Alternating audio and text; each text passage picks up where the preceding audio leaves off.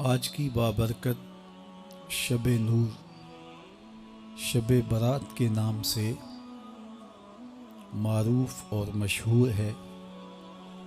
اس بابرکت شب کے دامن میں اتنی برکتیں اور اتنی رحمتیں ہیں کہ اللہ جل شانہ گناہ گاروں کو جہنم کی آگ سے آزاد فرما دیتا ہے۔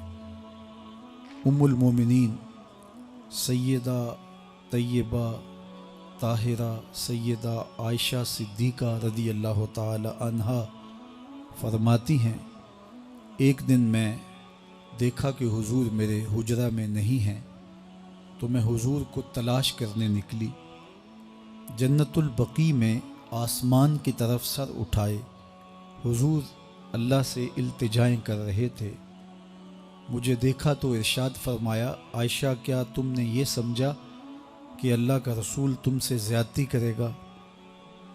فرماتی ہیں میں نے عرض کی، یا رسول اللہ صلی اللہ علیہ وسلم، میں یہ سمجھا شاید آپ کسی زوجائے محترمہ کے حجرہ میں تشریف لے گئے ہیں۔ فرمایا آج لیلۃ النصف من شعبان، شعبان کی 15ویں رات ہے، درمیانی شب ہے۔ اس رات کو اللہ تعالی جل شانہ آسمان دنیا پہ نزول اجلال فرماتا ہے اور قبیلہ بنو کلب کی بکریوں کے بالوں سے زیادہ لوگوں کو جہنم کی آگ سے آزاد کر دیتا ہے۔ قبیلہ بنو کلب عرب کا بہت بڑا قبیلہ تھا جو بھیڑ بکریاں پالتے تھے اور لاکھوں کی تعداد میں ان کی بکریوں اور بھیڑوں کے ریوڑ تھے۔ تو اس قبیلے کی بکریوں کے بالوں سے بھی زیادہ گناہ گاروں کو جہنم کی آگ سے آزاد کر دیا جاتا ہے۔ تو یہ وہ بابرکت شب رحمت ہے، شب نور ہے، جس کے دامن میں اتنی برکتیں ہیں کہ کوئی محروم نہیں رہتا۔ صرف وہ بد نصیب لوگ جو شرک میں مبتلا ہیں، جو سخت کینہ پرور ہیں، جو قطع رحمی کرتے ہیں، قاتل ہیں، عادی شرابی یا بدکار ہیں، انہیں اس مبارک رات میں محروم رکھا جاتا ہے، ورنہ اللہ کی رحمتوں کا عموم اس بابرکت راتوں میں اس قدر ہوتا ہے کہ کوئی گناہ گار جو اس کے حضور ہاتھ دعا کے لیے اٹھاتا ہے اور اپنا دامن پھیلا کے اس کی رحمتیں مانگتا ہے، اسے محروم نہیں رکھا جاتا، بلکہ اللہ سب گناہ گاروں کو جہنم کی آگ سے آزاد کر دیتا ہے۔ ایک روایت میں آتا ہے کہ اللہ لیلۃ النصف من شعبان، شعبان کی 15ویں رات کو آسمان دنیا پہ اپنی رحمتوں سے جلوہ گر ہوتا ہے اور فرماتا ہے کوئی رزق مانگنے والا، میں اس کی جھولیاں بھر دوں، ہے کوئی مغفرت طلب کرنے والا، میں اس کے گناہ معاف کر دوں، ہے کوئی مجھ سے عافیت مانگنے والا، میں اس کو عافیتوں سے نواز دوں، ہے کوئی فلاں چیز مانگنے والا، ہے کوئی فلاں چیز مانگنے والا، اس کی رحمتیں آواز دیتی ہیں اور یہ آواز غروب آفتاب سے لے کر کے طلوع فجر تک مسلسل بندوں کو دی جاتی ہے، اور بندے اس کے حضور اگر دست طلب دراز کریں، اپنی جھولی پھیلائیں، تو اللہ تعالیٰ ان کو ان کے مانگنے سے بھی زیادہ عطا فرماتا ہے۔ اس امت کو اللہ تعالیٰ نے اس طرح کی راتیں دے کر کے مغفرت، بخشش، غفران اور رحمتوں کی فراوانی نصیب کی ہے۔ میرے حضور نے ارشاد فرمایا، ایک شخص صبح سے لے کے ظہر تک مزدوری کرتا ہے، اس کو ایک کی رات ملتا ہے۔ ایک ظہر سے لے کر عصر تک مزدوری کرتا ہے، اس کا وقت تھوڑا ہے لیکن اس کو بھی ایک کی رات ملتا ہے۔ اور تیسرا شخص عصر سے لے کر مغرب تک مزدوری کرتا ہے، اس کو 2 کی رات ملتے ہیں، جبکہ اس کا وقت دونوں سے کم ہے۔ فرمایا پہلی مثال یہود کی ہے، دوسری مثال نصارہ کی ہے، اور تیسری مثال میری امت کی ہے کہ اس کو تھوڑے عمل پر زیادہ ثواب دیا جاتا ہے۔ تو یہود اور نصارہ نے اس پہ برا منایا تو حضور علیہ السلام نے فرمایا کہ اللہ نے ان کے اجر میں تو کمی نہیں کی، لیکن مسلمانوں کو زیادہ اجر دے دیا، تو یہ اس کی کرم نوازی ہے۔ تو یہ تھوڑے وقت کی عبادتیں اور چند راتوں کی بیداری اور مخصوص اوقات میں اللہ کے حضور عبادت و ریاضت ایک گناہ گار کو کہاں سے کہاں تک پہنچا دیتی ہے، اس کے گناہوں کی معافی کا ذریعہ بھی بنتی ہے اور درجات کی بلندی کا سبب بھی۔ دیکھیے، لیلۃ القدر ایک رات 1000 مہینے کی عبادتوں سے بہتر قرار پاتی ہے۔ اسی طرح دیگر مواقع ہیں کہ اللہ تعالیٰ اس امت کے لیے رکھے ہیں، رحمت رب بہانہ می طلب، اور یوں بھی پڑھا گیا رحمت رب بہانہ می طلب۔ اس کی رحمتیں قیمت نہیں مانگتی اور اس کی رحمتیں بہانہ تلاش کرتی ہیں، تو وہ اپنے بندوں کو بخشنے پہ آمادہ ہے اگر وہ اپنا دامن طلب پھیلائیں۔ قرآن مجید میں ایک مقام دیکھیے کتنا دل آویز ہے، فرمایا ما یفعل اللہ بعذابکم، اللہ تمہیں عذاب دے کے کیا کرے گا؟ اس کی یہ چاہت نہیں ہے کہ تمہیں عذاب میں مبتلا کرے، اس کی چاہت یہ ہے کہ تم اس کی چوکھٹ پہ آؤ، جھولی پھیلاؤ، اس سے خیرات و رحمت مانگو، اور وہ تمہارے ماضی کے سارے گناہ معاف کر کے، ساری غلطیاں معاف کر کے تمہیں اپنی رحمتوں سے مالا مال فرما دے۔ تو وہ بندوں کو بخشنے پہ، بندوں کی مغفرت کرنے پہ آمادہ ہے اور اس کی رحمتیں بہانے تلاش کرتی ہیں۔ اللہ اکبر۔ اور دوسری جانب اس کے بندے، اس کے مملوک، اس کی مخلوق، اور مخلوق کی گناہ گار اور نیکوکار اس کی رحمتوں کے طالب ہوتے ہیں، بلکہ وہ گناہ کرنے کے بعد جب معافی مانگتے ہیں تو اللہ کو یہ معافی بہت پسند ہے۔ معافی مانگنا، اس کے حضور اپنے دامن کو پھیلانا، وہ اس کو بہت زیادہ محبوب ہے۔ انسان کی فطرت کے اندر گناہ رکھا گیا ہے۔ آگ، ہوا، مٹی، پانی، یہ ان 4 چیزوں کا مرکب ہے۔ اس کے جو عناصر ہیں اس میں کبھی اعتدال قائم نہیں رہتا اور اس سے گناہ سرزد ہو جاتے ہیں۔ گناہ کرنے کے بعد بندے کا اس گناہ پہ اصرار کرنا، اڑ جانا، ضد کرنا، توبہ نہ کرنا، اللہ کو یہ پسند نہیں۔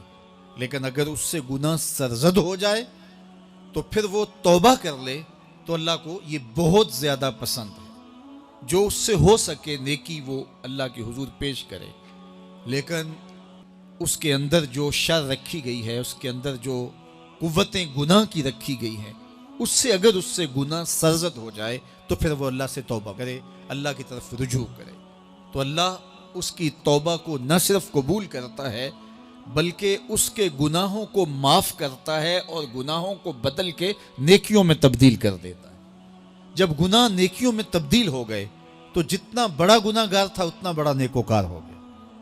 حضرت سیدنا عمر رضی اللہ تعالیٰ عنہ بازار میں جا رہے تھے تو ایک شرابی نے ہاتھ میں بوتل پکڑی تھی شراب کی، تو حضرت عمر ہاتھ میں درہ رکھتے تھے اور آپ کا جاہ و جلال دیدنیت ہوتا، تو جو ہی حضرت عمر رضی اللہ تعالیٰ عنہ کو اس نے دیکھا تو ڈر گیا اور دل ہی دل میں کہا، اے اللہ آج عمر کے قہر سے بچا لے، میں تیری بارگاہ میں سچی توبہ کرتا ہوں، اور جلدی سے شراب کو بغل میں چھپا لیا۔ اتنے میں حضرت عمر سر پہ پہنچ گئے اور گرج کر کڑک کے کہا کہ یہ تیری بغل میں کیا ہے؟ چونکہ اس کو بوتل چھپاتے دیکھا تھا تو وہ ڈر گیا اور ڈرتے ڈرتے کہنے لگا، حضرت یہ سرکہ ہے۔ اب تھی تو شراب، لیکن ڈرتے ہوئے بولا، حضرت سرکہ ہے۔ تو حضرت عمر نے کہا، نکال۔ جب نکالا تو شراب نہیں تھی، واقعی سرکہ بن چکا تھا۔ تو جب اللہ کے حضور کوئی توبہ کرتا ہے، اللہ اس کے گناہوں کو بدل کے نیکیوں میں تبدیل کر دیتا ہے۔ حدیث پاک میں آتا ہے کہ قیامت کے دن اللہ ایک شخص کو کہے گا کہ اپنا نامہ اعمال پڑھ، تو وہ نامہ اعمال پڑھنے لگ جائے گا۔ تو نامہ اعمال کے اندر چھوٹے گناہ بھی ہوں گے، بڑے گناہ بھی ہوں گے۔ تو اللہ سے حیا کرتے ہوئے، شرم کرتے ہوئے وہ بڑے بڑے گناہوں کو چھوڑتا جائے گا اور چھوٹے چھوٹے گناہوں کو پڑھتا رہے گا۔ جب وہ سارے گناہ پڑھ چکے گا اور کتاب ختم ہوگی تو اللہ تعالیٰ اسے فرمائے گا، میرے بندے تو نے یہ جتنے گناہ پڑھے ہیں میں نے سب کو بدل کے نیکیوں میں تبدیل کر دیا۔ تو بندہ کہے گا، اللہ ابھی تو میرے بڑے بڑے گناہ رہتے ہیں جو میں نے پڑھے ہی نہیں۔ فَضَحِكَ النَّبِيُّ حَتَّى بَدَتْ أَنْيَابُهُ، حضور جب یہ بیان فرما رہے تھے تو حضور اتنا مسکرائے کہ صحابہ نے حضور کی داڑھیں دیکھ لی۔ تو پہلے وہ بڑے بڑے گناہ چھوڑے جا رہا تھا، لیکن جب اللہ فرمائے گا کہ میں تیرے گناہوں کو بدل کے نیکیوں میں تبدیل کر دیا، تو وہ کہے گا ابھی تو بڑے بڑے گناہ رہتے جو میں نے ابھی پڑھے ہی نہیں۔ تو جب کوئی بندہ اس کے حضور توبہ کرتا ہے، اللہ یہ نہیں دیکھتا اس نے گناہ کتنے کیے ہیں، یہ دیکھتا ہے بندہ آیا میری چوکھٹ پہ ہے تو اللہ اس کے پچھلے سارے گناہ معاف فرما دیتا ہے۔ اللہ اکبر۔ میرے اور آپ کے آقا و مولا نے اللہ کے حضور توبہ کرنے اور اس پر اللہ کی خوشی اور اللہ کی خوشنودی کا ذکر کرتے ہوئے ایک مثال بیان فرمائی کہ ایک شخص صحرا میں سفر کر رہا تھا تو وہ ایک درخت کے نیچے دوپہر کاٹنے کے لیے، سستانے کے لیے رک گیا اور درخت کے ساتھ اپنے اونٹ کو باندھ دیا اور خود لیٹ گیا تاکہ دوپہر کاٹ لوں۔ تھوڑی دیر کے بعد جب اس کی آنکھ کھلی تو اس نے کیا دیکھا کہ اونٹ ماں ساز و سامان کے ساتھ غائب ہے۔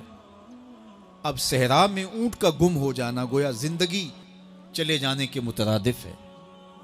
تو اس نے دائیں بائیں بھاگ دوڑ کے دیکھا کہ کہیں اونٹ کا نشان مل جائے، لیکن اونٹ کا نشان نہیں ملا۔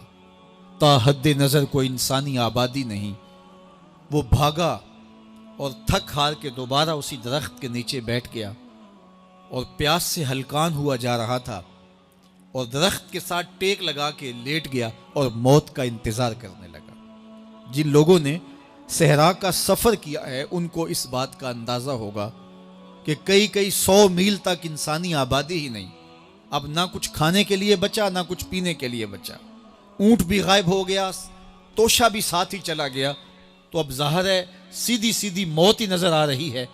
تو وہ اس درخت کے ساتھ ٹیک لگا کے بیٹھ جاتا ہے اور موت کا منتظر ہوتا ہے۔ تھوڑی دیر کے بعد پھر اس کی دوبارہ آنکھ لگ جاتی ہے۔ جب دوبارہ آنکھ لگتی ہے تو تھوڑی دیر بعد پھر آنکھ کھلتی ہے۔ جب دوبارہ آنکھ کھلتی ہے تو دیکھتا ہے کہ اونٹ جو گما تھا ماں ساز و سامان کے اس کے پاس کھڑا ہے۔ تو صحرا میں اس حالت میں اونٹ کا مل جانا زندگی مل جانے کے مترادف ہے۔ تو وہ اتنا خوش ہوا کہ خوشی کی انتہا نہ رہی، بلکہ مسرتوں کے ہجوم میں درک گیا اور کہنے کیا لگا، اللہم انت عبدی وانا ربک، اے اللہ تو میرا بندہ اور میں تیرا رب۔ کہنا تو یہ تھا کہ تو میرا رب اور میں تیرا بندہ، لیکن مسرتوں کا ہجوم ہی اتنا تھا، خوشیوں کا ہجوم ہی اتنا تھا کہ زبان پہ قابو نہ رہا۔ کسی کے آنے سے ایسے ہوش اڑے ساقی کے، شراب سیخ پہ ڈالی اور بوتل میں کباب۔ کہنا یہ تھا اللہم انت ربی وانا عبدک، لیکن اس قدر خوش ہوا جب بھی تیری قربت کے امکان نظر آئے ہم اتنے خوش ہوئے کہ پریشان نظر آئے۔ تو کہنا یہ تھا کہ اے اللہ تو میرا رب اور میں تیرا بندہ، لیکن خوشیوں کے ہجوم میں وہ کہتا ہے اللہم انت عبدی وانا ربک، اے اللہ تو میرا بندہ اور میں تیرا رب۔ حضور یہ بات بیان کرنے کے بعد صحابہ سے پوچھتے ہیں کہ ذرا بتاؤ اس بندے کو کتنی خوشی ہوئی کہ خوشی میں زبان بھی قابو نہ رہی اور اپنے آپ پہ کنٹرول نہ رہا، اور خوشیوں کے ہجوم میں اسے یہ بھی پتہ نہیں چل رہا کہ وہ کیا بول رہا ہے۔ تو صحابہ نے عرض کی حضور بہت زیادہ اسے خوشی ہوئی۔